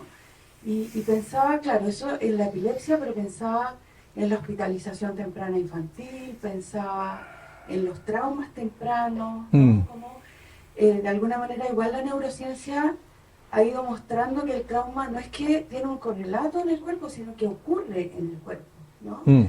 Y nosotros trabajamos en una escucha que tiene que ver con la palabra, pero que también tiene que ver con esto que decías de escucharse el cuerpo de uno. Y quería agradecer esa reseña que a mí me abrió muchas preguntas, y también pedirte si podías entrar un poquito por ahí, porque el título del libro no habla del cuerpo, pero a mí me hizo pensar mucho a propósito de eso. Perfecto, sí. El caso de Rosa fue un caso que yo traté los años 70, finales de los 70 y el principio de los 80. Era una epilepsia psicomotora refractaria al tratamiento medicamentoso que tenía crisis psicomotora más o menos una vez al mes, así aparecía, pero no tenían que ver con el ciclo menstrual. Yo estaba trabajando, yo hice mi beca en un momento de mucho caos, mi beca psiquiátrica, y me quedé 1 año y medio en neurología. O sea, hice una beca que duró como 4 años, digamos, o 5, no sé. Y ahí empecé a trabajar con la sección de epilepsia porque me impresionaba que estos pacientes psicomotores eran pacientes que tenían a la vista, eran totalmente neurótico, así como los casos de Freud, floridamente de conflictos, se veían los conflictos ahí mismo. Entonces, esta paciente era tal eso que yo le pregunté, o sea, yo hablé con el neurólogo y qué sé yo, y acordé hacerle psicoterapia dinámica, que estaba recién aprendiendo yo. 3 veces a la semana, vis a vis. Resulta que la paciente tenía un aura, o sea, un dream state, que es por donde empieza el prodromo de la crisis. Bueno, y resulta que esa aura era el mismo tema, más o menos variaba, pero ella se acercaba a una casa y trataba de ver adentro, porque tenía que ver adentro, y resulta que veía para adentro y de repente un ruido ensordecedor, y venía el ictus, perdía la conciencia y empezaba la convulsión. Y después, nunca a veces no perdía toda la conciencia, sino que era convulsión de un lado nomás. Era un foco epiléptico del área visual primaria, aquí atrás. Entonces tenía sentido que el aura fuera visual. Pero ustedes saben, estas cosas empiezan así y comprometen todo el cerebro entero. Bueno, entonces yo eso lo tomé como una escena primaria, no una escena primaria, sino como una escena modelo del problema que tenía esta mujer, porque efectivamente era una mujer que no tenía mucho contacto con su vida interna, sino que era muy señorita, en fin, etcétera. Y estaba en una edad en que ella quería independizarse, quería salir con muchachos, quería ir a bailar, quería que sea. Pero tenía una mamá muy posesiva. Entonces, cada vez que empezaba este movimiento hacia la independencia, la mamá le decía, no puedes ir porque te va a dar un ataque, no puedes ir porque... Pero ella insistía. Entonces, se producía un conflicto ahí y ¡pum!, le venía el ataque. Entonces, mi estrategia interpretativa fue tratar de llevar el conflicto al interior de ella, que era ella la que tenía miedo a separarse de su mamá. Eso fue lo que recuerdo que yo le empecé a decir en las reuniones. Y le empezó a hacer sentido, empezó a traer sueños transferenciales, en cual a veces corría, y los sueños corría, la persiguió un montón, una jauría de perros y corría a su casa. ¿Entiendes? Entonces la casa era la mamá por un lado, pero también era ella misma que no sabía lo que le pasaba adentro. Y se asustaba. A veces estaba yo que la protegía, a veces yo que la perseguía, en fin, etc. Pero el tema es que a los 4 meses se le quitaron las crisis. Se le quitaron las crisis, no tuvo más crisis por 6 meses. Pero empezó un movimiento en la familia. Y el caso era que en realidad los padres, ella le había aparecido a los 5 años de edad esta epilepsia, justo cuando había muerto una hermana mayor con una nefropatía crónica congénita. Entonces nació esta niñita. Los padres, como suele suceder en esos casos, se culpaban uno a otro, digamos, por la muerte de la niñita, de la mayor. Entonces esta niña se transformó en la unificadora de la familia y después, de grande, el papá le decía, dile a tu mamá que cuánta plata necesita. Entonces mi papá dice que cuánta plata. Dile a tu papá que entonces era la que comunicaba a los dos. Entonces era el centro de la familia. Y las crisis era exactamente también eso, ¿te fijas? Después de la crisis ella despertaba y estaba en la cama de la mamá y la mamá le decía, mi hijita, qué sé yo, etcétera, etcétera. Hasta el nuevo ciclo. Entonces, cuando esta niña dejó de tener crisis, la mamá empezó con unos síntomas, me dijo, mi mamá, esto, qué sé yo, que yo dije está con una diabetes grave, porque eso yo diagnostiqué, bueno, efectivamente terminó un coma diabético y resulta que culparon a la terapia de esto. Entonces yo hablé con el papá, le dije, no, que diera un tiempo, qué sé yo, que la niña estaba mejor, hasta que una vez llegaron los dos en un taxi, con la niña en un estatus epiléptico. Yo estaba preparado para eso, porque había leído literatura que esas cosas pasaban, yo tenía Valium, le puse un Valium intravenoso, Imagínense, claro. Venía recién saliendo de medicina, sabía hacer esas cosas. Y listo, se le quitó y se acabó la terapia. Yo supervisé a Nelson Álvarez en su supervisión con su formación analítica. Y yo presenté este caso cuando vino un americano, en fin, etcétera.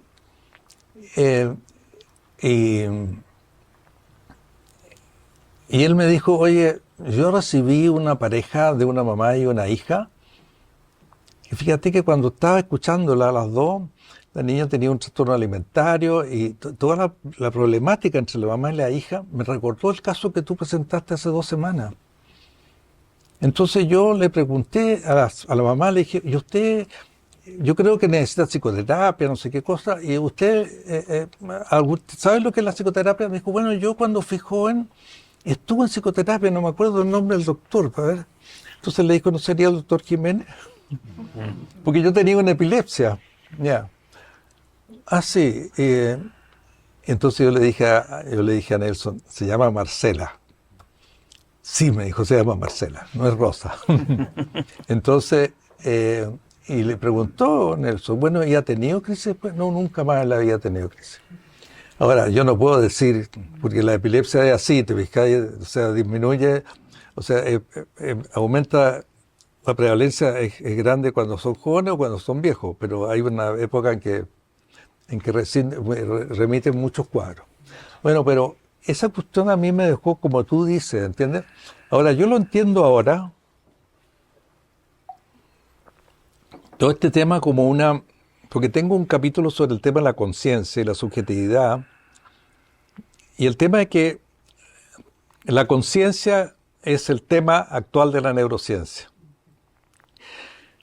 Y existe lo que se llama, Damasio le llama la conciencia nuclear, que es la conciencia que es el núcleo original, digamos, de lo que podríamos llamar el yo, que lo tienen hasta los pescados, ¿eh?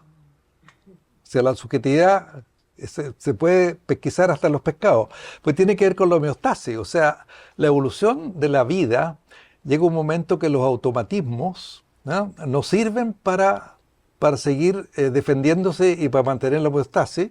Entonces aparece esta cosa, entonces los pescados, por ejemplo, ven una amenaza y se dan vuelta, ¿te fijas? Se van, o sea, para mantener la homeostasis, si hace mucho frío, no sé, se van para abajo, se van para arriba, no tengo idea. Bueno, pero eso en los animales es más o menos claro. Entonces, pero eso sigue en el ser humano y eso Damasio le llama la conciencia nuclear. Pero hace más o menos 100.000 años, 110, 120, no sé, pasó algo, mutaciones, en fin, etcétera, no se sabe muy bien cómo, si fue un conjunto de mutaciones o lo que fuere, pero aparece lo que se llama actualmente la conciencia extendida, que es una conciencia que termina en una conciencia narrativa, lingüística, pero es una conciencia donde aparecen las representaciones, ¿no?, imaginarias, y es la conciencia humana. Pero el tema es que estas conciencias tienen, por así decirlo, sus leyes propias, y eso es contradictoria. Porque resulta que la conciencia básica, esta conciencia nuclear, que es la conciencia que surge del cuerpo, de las sensaciones, que tiene que ver con la homeostasis, y la seguimos sintiendo cuando nos sentimos amenazados, sentimos algo aquí en la guata y que nos dan ganas de salir arrancando. Esa conciencia tiene sus leyes, pero resulta que la conciencia extendida de repente te prohíbe que se expresen esas emociones o esas sensaciones. Eso es obvio, ¿no es cierto? Bueno, y ahí se produce entonces, ahí es donde está la clínica psicoanalítica. Y uno ve lo que uno hace de alguna manera es buscar que esas contradicciones disminuyan, o que la conciencia extendida se encuentre con la conciencia nuclear, que es la conciencia del cuerpo. ¿Entiende más o menos? Esa es la explicación que yo he llegado después de leer todas estas cosas de neurociencia y la neurociencia de la conciencia. Entonces, es muy interesante eso, porque yo creo que ahí se producen los mecanismos de defensa. ¿Te fijas? Los mecanismos de defensa. Para defender la homeostasis, la conciencia nuclear tiene todo un tema con la homeostasis. Hay otra cosa también que no la voy a hablar ahora, que es la alostasis, ¿ah? Que en realidad la conciencia se prepara y modifica los patrones homeostáticos cuando tiene una expectativa, porque la conciencia extendida aparece en la expectativa. Entonces, todo lo que la conciencia hace se transforma en acciones y las acciones son predicciones. Estamos prediciendo permanentemente y vivimos en un ambiente de alta incertidumbre. Por eso que la incertidumbre nos pega tan fuerte. En el COVID-19 fue evidente eso, ¿no? Entonces, la conciencia extendida trata de armar la incertidumbre con certeza, pero a veces estas certezas siguen, de abajo sigue la cosa golpeando hacia arriba, ¿entienden? Bueno. ¿Alguien más quiere hacer algún comentario? ¿Pregunta? Solo agradecer. Brillante, Juan Pablo, te lo agradezco personalmente. Me encantó la presentación, me encantó el libro, me encantó también Andrés. Muchas gracias.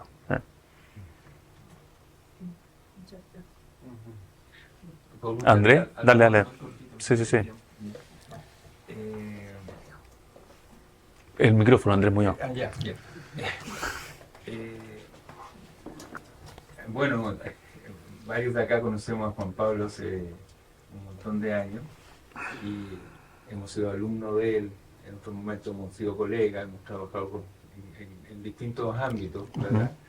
Y esto de no ser parte no sentirse parte reconocida por la institución, por lo menos para muchos de los que estamos acá, no lo sentimos así, ¿no? Quería decirte eso, ¿verdad? Ahora, quería preguntarte que tal vez es mi problema con el desarrollo del pensamiento y la ciencia, Sí. porque hay una evolución de la historia del conocimiento, que para nosotros puede haber partido con Freud, lo que se podía saber en ese momento. Y siempre me ha intrigado cómo van apareciendo teorías, formas de tratamiento, áreas del conocimiento como que llegaron para quedarse, como estas verdades como la física, como te podría haber dicho Gombrowicz, ¿no? Y sin embargo pasa el tiempo y esas formas de tratamiento y esas ideas que aparecían como muy relevantes dejan de estar, y aparecen ideas nuevas. Y no necesariamente se produce como ese conocimiento, así como en esa verdad ya como instalada. Y uno podría hacer también el mismo paralelo de cómo la historia de nosotros, los clínicos, cómo nos enamoramos de ciertas ideas y tratamos a los pacientes de una manera en particular, y pasa el tiempo y también cambiamos nuestra forma de tratar a los pacientes. Sí.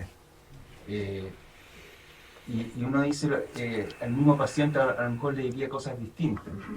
Entonces, estoy pensando cómo el factor como cultural, así como existe una inconsciente y una inconsciente como la cultura, en que va modelando las cosas que nos vamos enamorando y vamos pensando que terminan siendo como verdades. Entonces, mi pregunta final es como, ya, tú dices, cumplí 81 años, buena parte de la vida las he hecho, ¿no? Y quería preguntar cómo la dimensión del tiempo te ha hecho reflexionar un poco a vos de lo que yo te...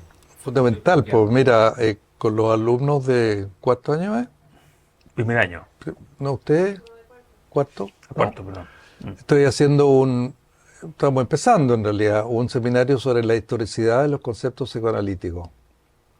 El tema es el siguiente, el tema es que por un lado actualmente vemos el pluralismo, o sea, una ramificación de teorías. La neurociencia también podría estar en eso, ¿no? Correcto, pero en forma más sistemática. El problema es que esto no es sistemático, porque son puros descubrimientos que no conversan entre sí, a veces muy extremos, entre Lacan y los kleinianos, no hay punto de encuentro en realidad, pareciera, ¿no? Ya. Pero además esto no es solo transversal, sino también es longitudinal. O sea, nosotros, los clínicos, cambiamos con la edad, por supuesto, con el tiempo y con la experiencia, por supuesto que cambiamos. Pero también es interesante pensar cómo surgen, por ejemplo, el grupo de kleinianos y después sale un grupo que se llama postkleiniano. ¿Qué pasó ahí? ¿Cuáles fueron las preguntas que se plantearon y por qué llegan a llamarse postkleinianos? Entonces hay un tema de identidad, ¿te fijáis? Entonces eso ha pasado en todas partes. Entonces ahí hay un tema de cómo funciona la mente en realidad. Eso lo dijo ya un epistemólogo, Reichenbaum, que dijo que existe el contexto del descubrimiento en la ciencia, en un epistemólogo de la ciencia, y el contexto de la justificación. Nosotros los clínicos estamos permanentemente en el contexto del descubrimiento, estamos descubriendo nuevas cosas y nos estamos enamorando de estas cosas y nos pasamos de moda, por la moda. Yo hice un seminario en la IPA el año pasado y alguien me dijo, bueno, y ahora en Nueva York está de moda la planche. Y yo ya me cabría, dijo, porque Gallo tiene mi edad, más o menos, me cabría de seguir las modas, porque he pasado como por 8 modas. ¿Ah? Pero yo le dije, bueno, pero ¿qué es lo que usas tú de la plancha en tu práctica? Me dijo casi nada, porque no alcancé a enamorarme de él. ¿No? Claro, nos enamoramos y existe moda, pero hay un asunto más importante todavía, porque hay estudios, y es uno de los artículos que también les voy a mostrar a ellos, sobre el tema de la traducción. Se llama la traducción en la construcción del self, un punto de vista desde una cultura que no es la cultura vienesa. Entonces son psicoanalistas y hay un proyecto universitario en India que están estudiando precisamente esto. Es distinto hacer psicoanálisis en India que hacer psicoanálisis desde la India. Yo cuando ya era estudiante leí unos artículos en el International Journal en el cual decía que la psicosexualidad en India se daba distinto. Los niños se visten de mujeres hasta como los 6 años. Y entonces se centra en el tema del Edipo. Entonces dice, el Edipo lo formuló Freud en Viena del siglo XIX. Ese es el Edipo que viene de la tradición griega, ¿te fijas? Pero en Oriente tienen otros Edipos muy diferentes. Es decir, son formas muy diferentes. Entonces no es universal el Edipo. Entonces el conocimiento es situado. Es situado y es histórico. El conocimiento clínico también es situado, porque nosotros nos adaptamos a la singularidad de cada paciente. Y hacemos finalmente, si somos sensatos, hacemos una terapia adaptativa. Si no seríamos insensatos. ¿Okay? Entonces yo creo que eso es cierto. Ahora, no es el tema de reconocimiento, es el tema que yo me sentía incómodo. Me sentí incómodo, yo creo que desde el año 2000, empecé a sentirme incómodo en la peché crecientemente, en la época que te analizaba a ti. Por eso que tú fuiste... No, pero una cosa es el trabajo clínico, otra cosa es mi relación con la institución. No, sino ya ir más allá. No, pero yo no quería cortar, porque dije, si no tiene vuelta esta cuestión. Entonces yo me aparté y decidí que no iba a aceptar ningún análisis didáctico más, ni ninguna supervisión. Me acuerdo que la Andrea Florenzano no me puede supervisar el caso. No, le dije, ya no estoy. Acepté hacer algunos seminarios y nada más. Porque además yo estaba metido en otra cuestión, no tenía tiempo. Y sentía que en la institución psicoanalítica se me estrechaba la mente más que abrir. Esto es lo que me pasaba. Entonces me sentía incómodo. Entonces fue muy desagradable toda esa cosa. Ahora no me siento incómodo. Entonces es como un reencuentro del borde. ¿Entiendes? Reinaldo. Y con esta vamos cerrando. Esta es la última intervención, ya va, se nos va a alargar demasiado la noche. Yo celebro muchísimo el espíritu que tiene Juan Pablo, el gusto por innovar, por pensar, por profundizar las cosas. Y eso absolutamente admirable a los 80, 81 años, a los 90 o a los 100, da lo mismo. Pero yo lo que quería plantear someramente, que tú has planteado cosas importantes, digamos, pero que son como aporías, ¿no? Primero, el problema de la interdisciplina. O sea, juntamos disciplinas, pero las disciplinas no conversan entre ellas realmente. O sea, el encuentro de ellas no emerge un nuevo conocimiento, o sea, no hay una diferencia. Hay una repetición, de cierto modo. Entonces, ahí hay un tema que yo creo que merece atención. Por otro lado, está el problema del modelo biopsicosocial, que a mí tampoco me cuadra mucho, porque de una u otra manera, en el concepto de Engels, por ejemplo, que tú citaste, aparecen, digamos, elementos que se superponen unos con otros, como un edificio, entre comillas, que tiene tres pisos. Pero no tiene escaleras que conecten primero con el segundo y el tercero. Eso. Y bueno, y son esos aspectos que de una u otra manera, digamos, nos inducen, tú lo has dicho, históricamente, aunque estamos situados en un momento determinado, a reducir como nuestras expectativas de conocimiento de la realidad, en cierto modo.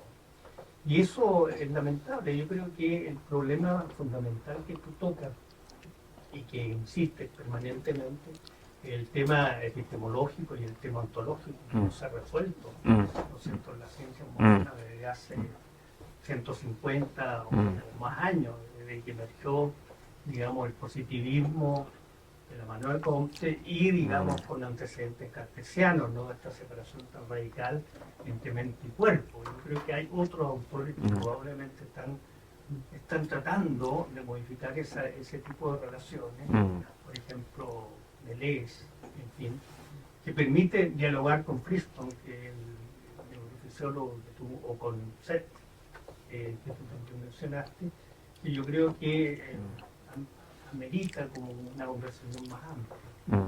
Entonces, en ese sentido, la pregunta es, ¿no tendríamos que inventar nuevos conceptos para todo esto? Bueno, mira, ¿sabes qué más? Este es un intento fallido. Obvio que es un intento fallido. ¿Por qué es un intento? Es un intento de abrir conversaciones. Pero tú tienes toda la razón, po. El tema que no está resuelto y no sabemos si lo vamos a resolver es este tema que David Chandler lo llama el problema fácil y el problema difícil, digamos, de la relación entre mente y cerebro, cerebro-cuerpo, digamos. El problema fácil es buscar correlaciones. Correlaciones, te fijas, y tú le puedes poner aparato, qué sé yo, y la persona te está hablando y uno puede hacer una correlación entre lo que está hablando, que son relaciones temporales. Pero ahí no hay temas causales, no se sabe. Imagínate, cómo un sándwich se transforma, porque se transforma en energía, y esa energía, qué sé yo, finalmente se transforma en un acto de amor con una relación afectiva. Ese salto, ese es el problema difícil. Ahora, Anil Seth dice que ese problema difícil está mal planteado, porque tenemos que plantear el problema real, dice él. Y ahí recurre a la fenomenología. La fenomenología de la subjetividad de la conciencia de la humana, eso es lo que hay que investigar. Entonces hay que entender, porque habla de los qualia, entonces un tema de los qualia son las cualidades, cómo percibimos la rojez o el amarillez o no sé cuantito o la redondez o la no sé cuál. Bueno, ese es todo un tema complicado, pero él dice tenemos que bajar el tema al problema real y eso nos permite entonces, de ahí yo creo que los psicoanalistas los clínicos, digamos, podemos aportar, siempre que seamos clínicos fenomenológicos. Yo me formé con Otto Doerr en la fenomenología, pero yo defino la fenomenología de una manera distinta. O sea, yo tengo unos trabajos sobre la fenomenología de la perversión y otros trabajos sobre fenomenología. Yo entiendo el proceso fenomenológico es cómo aparece en la mente del clínico de ahí viene find, ¿no? Del aparecer. ¿Cómo aparece una interacción que estoy viendo? ¿Cómo aparece en mi mente? O sea, cómo se transforma, como quien dice, sube de mi cuerpo a mi mente. ¿Te fijas? Entonces ahí descubrí unas cosas bien interesantes. ¿Te fijas? Es interesante porque eso me mantiene, mira, Fonagy lo dice, yo estoy de acuerdo, en psicoanálisis tenemos demasiada teoría. En realidad, y los neuropsicoanalistas ahora están haciendo terapia con mucho menos teoría. Claro, porque capaz que también van a empezar a formar teorías, no me cabe la menor duda. Pero en realidad se necesita menos teoría, porque usamos, son muy pocas las cosas. Además, se ha descubierto que el factor curativo fundamental es el establecimiento de una relación terapéutica, que es esa relación que se establece entre una persona que consulta y que tiene confianza en que este clínico es un experto que le va a decir algo pertinente y que lo va a ayudar. Y eso hay que cuidarlo todo el tiempo, ¿no? Todo el tiempo. Por eso que tiene que haber una cercanía reflexiva, para no perderse. Nosotros hablamos de práctica reflexiva en la cooperación Salvador. En inglés le llaman mindful practice, ¿no? Que uno está inmerso, está involucrado, pero sigue pensando. Entonces no se confunde.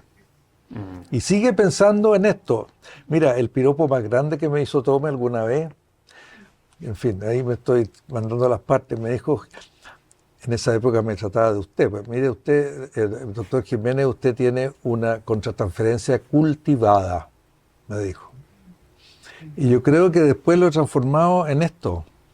Y me estaba diciendo que cuando yo hablaba de pacientes, hablaba de mi contratransferencia y hablaba de por qué yo creía que, te fijas, que es un nivel fenomenológico.